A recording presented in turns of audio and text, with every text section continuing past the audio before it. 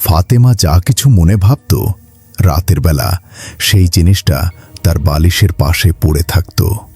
চুড়ি, দুল, দামি লিপস্টিক কিংবা অন্য কিছু।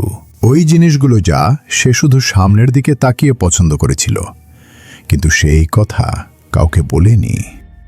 এক রাতে সে ভীত কণ্ঠে বলল, তুমি কে? সামনে এসো। যদি সত্যি তাহলে সামনে এসো। হঠাৎ তার ঘরে জোরে বাতাস বইতে শুরু করল। ফ্রেমগুলো কাঁপতে লাগল, পর্দাগুলো বাতাসে দোল খেতে লাগল, এবং তারপর ধোঁয়ার মতো একটা ছায়া ধীরে ধীরে মানুষের আকার ধারণ করতে লাগল।